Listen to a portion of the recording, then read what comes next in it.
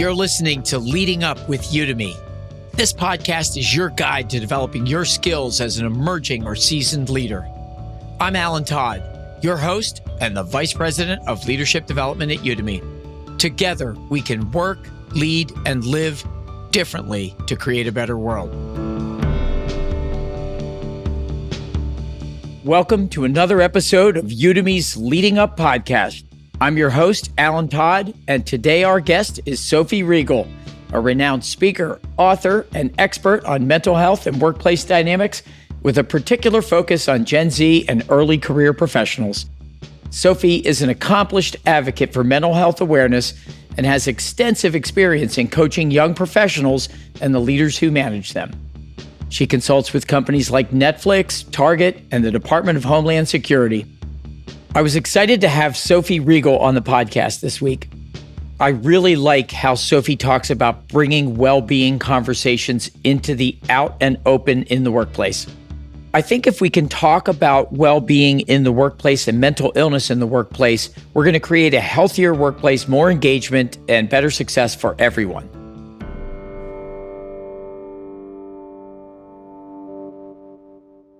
In this episode, we'll dive into some pressing topics such as overcoming the fear of receiving negative feedback, enhancing communication skills, and the importance of offering and asking for help in the workplace.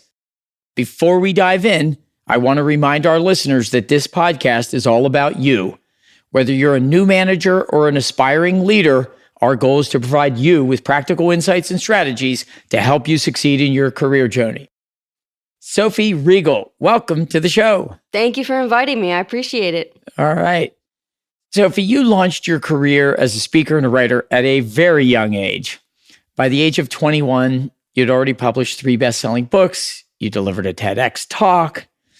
What inspired you to get out so loudly and start speaking about mental health? I really started speaking publicly about mental health when I was in 7th grade. I was dealing with some bullies, and I talked to my therapist, and she said that the only way to deal with bullies is to educate them. So I gave a presentation in my 7th grade class. I must have been 12 years old, and I was not a public speaker back then. I was a very shy kid, actually. And when I finished that presentation, I had a lot of kids come up to me and say, hey, I'm dealing with the exact same thing. I didn't know that other people, had experienced this. And after that, I realized, speaking about mental health is so important because what we think mental health looks like is not always what it actually looks like. For example, when people come to see me speak and they see that I have 4 mental illnesses, I often get the comment of like, oh, you don't look like you have a mental illness. And I respond usually with like, what do you think a mental illness looks like? So I began doing that. And then I had my first paid speaking engagement my senior year of high school. And I began speaking all over the world about my experience with mental illness. And then my mom and I started teaching and writing courses and books and all that stuff. So it's just been a really, really fun journey. So how did you manage to be so productive and achieve so much? Because you also left out there that you went to college and you did all this stuff while you were going to Duke. Yeah, I did do all that stuff while I was in college. How did I stay productive? I mean, I think my OCD really was, whether it was a good thing or a bad thing, it kept me on track. And also, I think I was way more focused on my career than I was actually in school. Even though I ended up with straight A's in school, I just was so much more interested and ready to be out in the world and do work than, write a paper. Yeah. So you mentioned OCD, and I think there's a lot of things that I've seen where something can be a virtue and a vice. You went and wrote a book about overthinking. So can you talk about how did you harness OCD to be super productive and straight A's and write all these books? So how'd you do that? I think it definitely helped drive me and motivate me and kept me going even when I didn't want to. And having anxiety around not fulfilling my potential, other people being disappointed, all of those things made me work that much harder. But I think there's a part of our society that focuses almost too much on how a mental illness has made my life better or other people's lives better. And we forget the part that it's a mental illness and it is debilitating. So I just want to put that out there, that there are both sides to that coin that we definitely need to have conversations about. Yeah. So let's talk about that conversation. You said something about, like, if I have a broken bone, you just say I have a broken bone. But if you have a mental illness, you'll like whisper, like it's a secret. What is the dynamic there? There's so much stigma around mental health and not as much around physical health. I think part of it is because we can't see it. And so our society is a big, like, I see it and I believe it, that sort of thing. And so if you can't see it, it's hard to understand the concepts around it. And also there's just this idea that mental illness means that you are a criminal or homeless or any of those things. And that's not always the case. Like, we picture what we see on TV, which is not what a normal person looks like. And when people admit that they have a mental illness, they're also think they're admitting that they're not capable of taking care of themselves or taking care of other people, that other people are going to see them as weak and incompetent. And that's the last thing we want other people to think about us. So when you say about feeling weak and incompetent, it makes me think about asking for feedback. People feel like asking for feedback makes them feel stupid.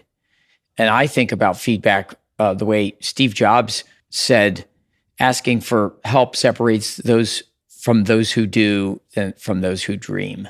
So I'm wondering, can you talk about just how do you ask for help without feeling stupid? When I do presentations on this topic specifically, I talk a lot about a mindset shift. So the mindset is basically the beliefs that you have about, in this case, asking for help. And so a lot of people believe that if I ask for help, people are going to see me a certain way and that I can't do it myself. And we have to flip that mindset. And I often ask people to think about this idea of, when someone asks you for help, how do you feel? And almost always people say, I feel really honored. I'm glad that they came to me, that sort of thing. And so I ask people to have that mindset of, if I'm asking for help, I'm going to make someone feel honored and glad and smart and important and all of those things. So when we flip it from, I don't want to be a burden to people are wanting and waiting to help me, that's a huge shift in mindset right there. Yeah, I love that. How about if we have to get stressful feedback, how do we take that feedback without feeling demoralized and hurt or depressed? Taking feedback, especially negative feedback, is so hard. And I say this from personal experience. I think one of the things we can do is know the best way that we like to receive feedback. So if we like to receive feedback gently or straightforward, that's something that it's really good for us to know so that we can tell someone else, hey, this is how I like to receive feedback. But when we receive feedback and we feel demoralized or upset or any of those things, I think it's okay to sit in that for a minute, because when you feel that way, it tells you about what you value. So you really value performance, or you really value impressing other people, or any of those things. So that's really good data to have. And then once you have that data, you can say, okay, what do I do with this information now? I can either let this break me, or I can let this make me even better. And it's really hard to get from A to B on that, but it takes a really strong person to say, I'm not going to let this destroy me. I'm going to let it build me up. And the person who gave me this feedback has good intentions. So we often feel even worse about feedback when we feel like the person who's giving it to us wants to hurt us or wants to break us down. And so if we go in with the idea of, this person really just wants to help me, that really helps with receiving feedback as well.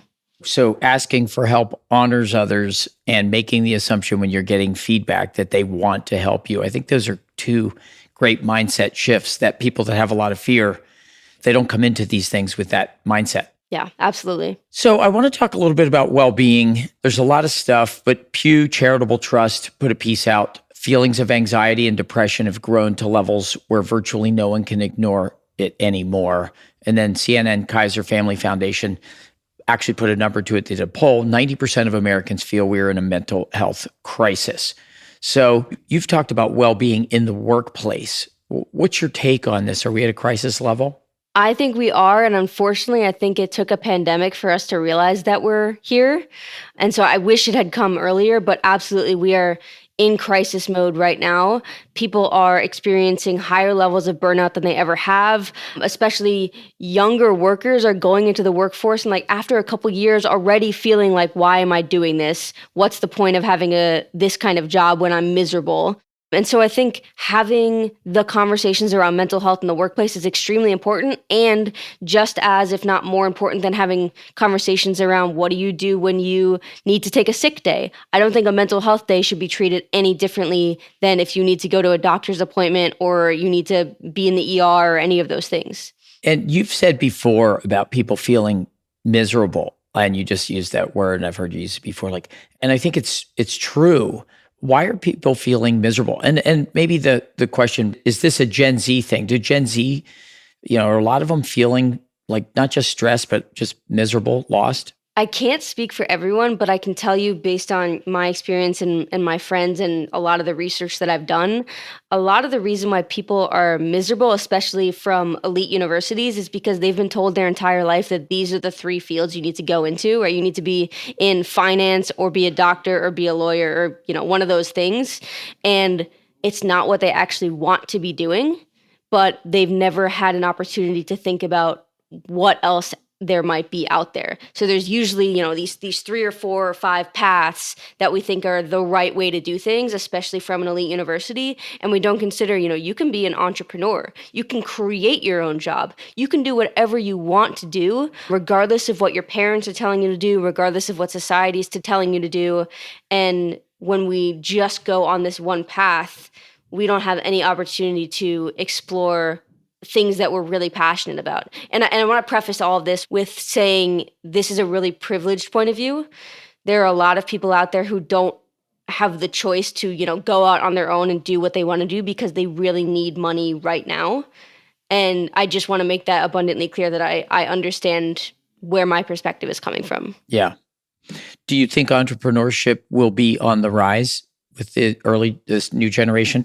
Yes, I already know it is. I'm actually working with CNBC, who did an article a little while ago about the work that I do. And I had a call with them recently. They were saying there's a huge number of millennials and Gen Zers who are deciding that entrepreneurship is the path that they want to take. And it's more than they've ever seen before. And I think that's awesome. And do you think there's a new definition? One thing, I've talked to people and they think of entrepreneurship as tech, startup, venture capital, IPO. And what I'm hearing a lot more of now is it could be, I'm going to open a nail salon or a landscaping business or get into plumbing and own my own plumbing business. What do you think? I completely agree with the second one. I don't think it has to do anything with tech. If it did, then you can't consider me an entrepreneur at all. Jonathan Haidt from NYU, wrote a piece. He actually wrote a famous book called Coddling the American Mind, but he's also written a bunch of pieces about smartphones and distractions. He thinks that we need to make younger people, help them become more anti-fragile. Do you think the Gen Z folks are fragile and need to become more anti-fragile? That's a really interesting way to put it. One thing I can tell you is that when I talk with older generations, there is a mindset of you get knocked down, you get back up, you rub some dirt in it, you keep going, right? You just push through. And I think we are seeing the effects of that, of people being told that they can't take the time to be upset. And so I think Gen Zers and millennials too are of the mindset that we get to be upset.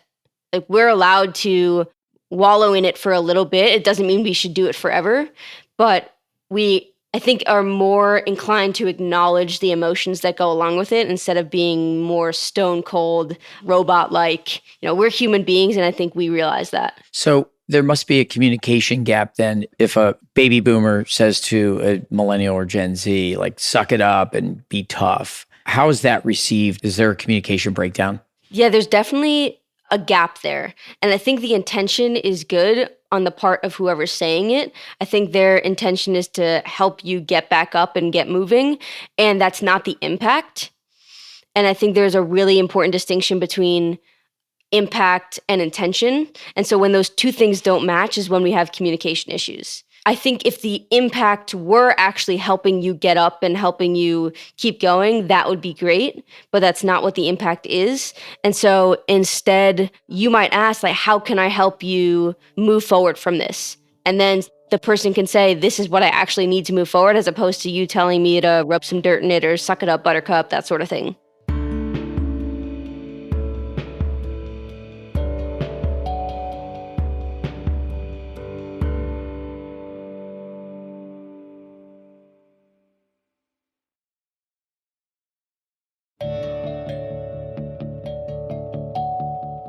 You've talked about Gen Z stereotyping, entitled, all the words that come out and all of that. And how do we move past these stereotypes, particularly in the workplace? Talk to your actual Gen Zer. Like, we're human beings. We're different from one another. For example, I have a twin brother. The two of us are very different, even though we're the same generation and even in the same family. And so the biggest thing is get to know your Gen Zer as a human being, not as a piece of a generation or a stereotype. So get to know them. And what about the language barrier? How do we improve our communications intergenerationally? We have to keep asking questions. We have to ask, how did this land for you? What was the impact? How can I do it differently next time? And it goes both ways. So it's not just the older generations having to sort of adjust to the younger generations. It is also the obligation of the younger generation to say, I would love to be able to communicate better with you.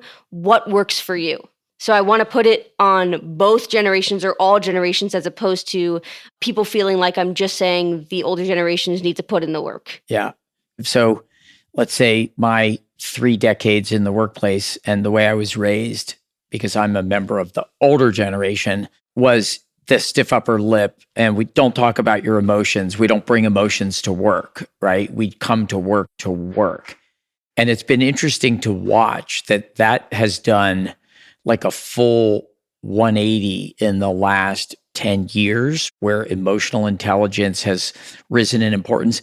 Yet when you look at the research and the data, people are still, their bad managers are the majority, right? They're not emotionally intelligent, and they don't bring their whole self to work, and they don't allow or create the space for others to bring their whole self to work. So where do you think we are on that scale? I think what you said is exactly right. There are a lot of managers out there who say work is work, and you can cry when you get home. You can have your emotions when you get home. And I think it's fair for them to say, hey, I don't want to talk about emotions, but it's not fair to say just because I don't want to talk about it doesn't mean you don't get to talk about it. Yeah. Well, and I actually think that generations that grew up without that, if they develop emotional intelligence, they'll be more comfortable talking about it, and they'll actually improve all of their relationships. We had Charles Duhigg on the show, and his episode is based on his new book, Super Communicators. He's a New York Times writer. And emotions are the way we communicate. And he gets pretty deep into that. So let me ask, the Wall Street Journal published a study that said that a person's manager has a bigger impact on their mental health than their doctor or their therapist. And it was equal to the amount of impact as a spouse or partner. And 60% said their job is the number one factor in their mental health, and 2/3 would take a pay cut for a job that supports better mental well-being. So the state of this isn't good. So what can a manager do to not be the number one cause of one of their teammates' debilitating stress and anxiety? Again, I think just asking, how can I support you in this? What is the best way that you like to receive support or help or any of those things? Continue to be curious and don't assume that you already know what someone wants or needs. And I think what you had said about the managers having a huge impact on our mental health, that makes sense considering if you have a 9 to 5, how many hours is that you spend in the day versus how many hours you spend sleeping versus how many hours you spend at home? Like, you spend so much time at work, and then after work thinking about work. It makes sense that the people or the person you spend the most time with is going to have the biggest impact on your mental health. Yeah, it seems sad that that's where we are. And that's why kind of the state of the boss in the workplace, the state of management and leadership, it isn't good. And we can look at it through lenses of well-being, employee engagement. There's all kinds of stuff, and we'll go more into it. But I want to flip that question and say, because you coach Gen Z people in the workplace. So now instead of talking about the boss, let's talk about the Gen Z. I'm early in my career and I have one of those bad bosses. What do I do short of quit or get another boss? Is there something I can do to work with my bad boss? Well, I think if you say you have a bad boss, you're always going to think you have a bad boss. So there's a way to say you have a boss that doesn't necessarily align with your values. That is a neutral statement and maybe a factual statement, as opposed to my boss sucks. So first changing that mindset, but then going to your boss and saying, hey, I really want to do X, Y, and Z, or I really know that this is your intention. Would you be open to me offering you some feedback? Yeah, I love it. So the boss should be asking the employee, how can I best support you and meet you where you are?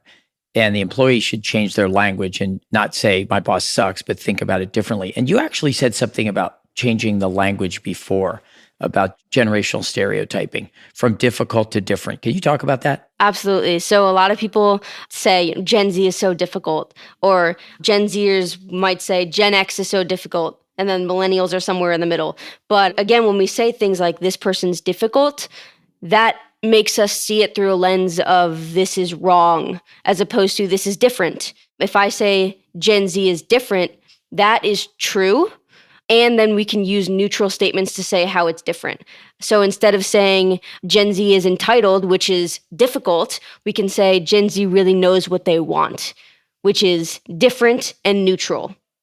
So I think having that distinction is really important. And my mom likes to say, she says in general, you are your difficult person's difficult person. And so when we do that with generations, you are your difficult generation's difficult generation. So if I think Gen X is difficult, I promise Gen X thinks I'm difficult.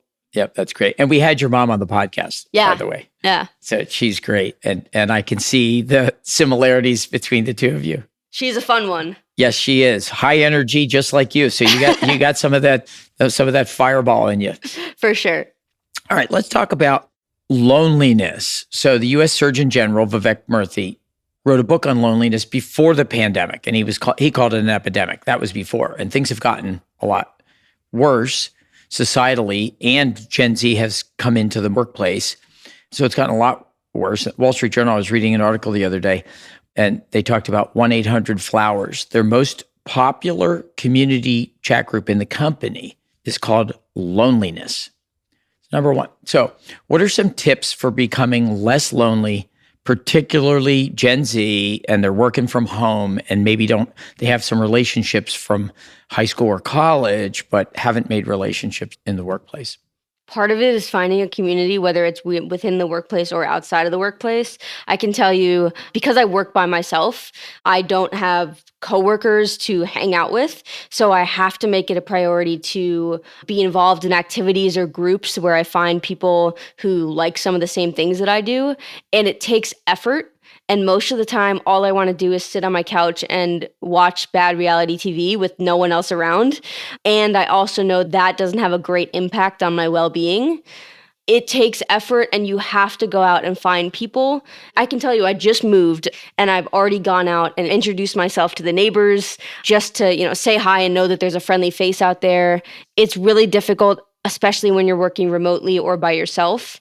So you have to prioritize it outside of work. Another thing in the article was that the author said that he was citing a survey that a lot of Gen Z, they didn't even think about the workplace as a place where they could build a tribe. Like, I thought that was fascinating because that's where everybody built their network once they started in the workplace. And he was supposing that because everybody works from home, you're new to the workplace, that you don't even know how to do it. So I'm wondering how companies can do a better job reaching, particularly when there's hybrid work, where you come in at least 1 or 2 days a week to foster those connections. I can tell you we do know how to do it. We do know how to create communities. I can tell you that because in high school, all of our friends were from high school. And if you consider that as a 9 to 5, just like work is, we will be connected with the people who we spend time with. So not forcing people to spend time together, but giving opportunities for people to be at work at the same time and foster that sense of community can be really helpful.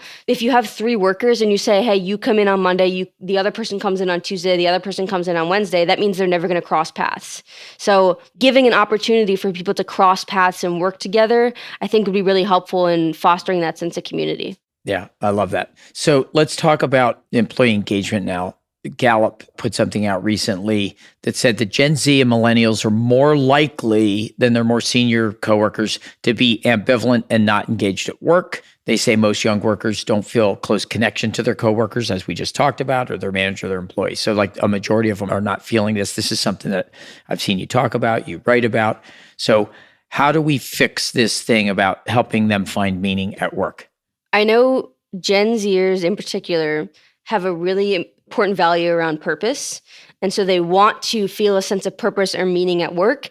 And a problem is that there are a lot of jobs where you feel like these are meaningless or these are just boring for no reason. And if it is a manager's job, or at least part of their job, to explain to an employee why the work that they're doing is contributing to something bigger. I like to think about, if you are someone who just puts data in spreadsheets all day, every day, it might just feel like, why am I doing this? This is so boring. I'm not contributing to anything. I'm spending 10, 9, 8 hours a day just working on a PowerPoint or a spreadsheet. And when you think that, it makes sense why people are not engaged at work. I wouldn't be either if all I thought was I'm just putting numbers in a spreadsheet. But if you think to yourself, I am putting numbers in a spreadsheet so that blank, so that the business can grow and X, Y, and Z, so that this hospital has better data to treat patients. There's always a bigger purpose. You just need to figure out what it is. And if a manager can help an employee figure out what their purpose and meaning and contribution is to the company, I think that would greatly increase engagement. Which brings me to our final question. Sophie, what are you curious about and learning now? I am learning how to be an adult. I am learning how to do all the paperwork and pay all the bills that I never had to pay before, never had to fill out before. But more specifically, I'm doing a lot of research on how my generation can break boundaries and do all those sorts of things without really annoying other generations. So how we can really do it together, and getting over this idea of I have to do everything alone to make it worthwhile. So I'm learning how to be a better partner, a better team member, and how to foster the conversations that we've been having, and how to foster the conversations between other Gen Zers and their managers to really make a difference. Because you said you saw the research, you've noted the research. Managers make such a big difference on employees' mental health. And if we don't do something about it now, it's just going to get worse. It's unfortunate that we have to hit a crisis point for us to have these conversations. But now that we're here, let's leverage those conversations. Let's have them more often. And if we say to ourselves, we need to have them, we don't need to have them perfectly, I think that's a great way for people to feel like they can join the conversation. I think that's a perfect place to leave it. Sophie Riegel, thank you so much for joining us today. Thank you for having me. Thanks again to Sophie Riegel for joining us today on the podcast. Follow Leading Up, a podcast from Udemy Business, wherever you find your podcasts. We'll be back next Wednesday with another episode to help you level up your leadership skills. Follow the show so you never miss an episode. And if you like the show, leave a rating or a review. We'd love the feedback, and it really helps us to find new listeners. To learn more about Leading Up, or how Udemy can help you develop leaders at scale and move business forward, visit business.udemy.com. The Leading Up podcast is produced in partnership with Pod People. Our original theme is by Soundboard.